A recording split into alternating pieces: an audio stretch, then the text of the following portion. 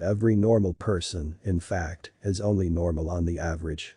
His ego approximates to that of the psychotic in some part or other, and to a greater or lesser extent.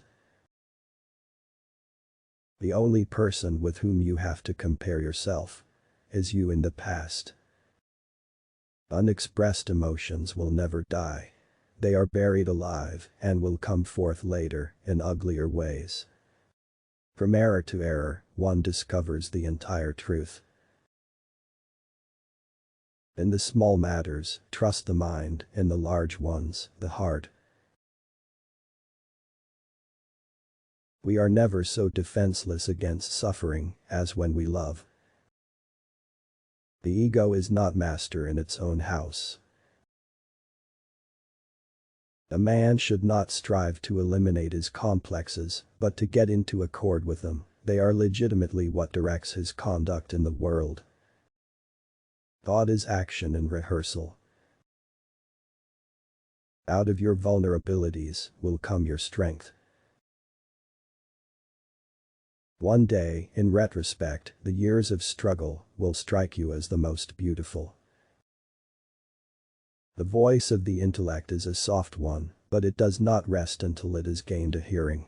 Ultimately, after endless rebuffs, it succeeds. This is one of the few points in which one may be optimistic about the future of mankind. Public self is a conditioned construct of the inner psychological self. Friendship is an art of keeping distance, while love is an art of intimacy. The conscious mind may be compared to a fountain playing in the sun and falling back into the great subterranean pool of subconscious from which it rises. The goal of all life is death. The first human who hurled an insult instead of a stone was the founder of civilization. Words have a magical power. They can either bring the greatest happiness or the deepest despair. People do not really want freedom because freedom involves responsibility, and most people are frightened of responsibility. The more perfect a person is on the outside, the more demons they have on the inside.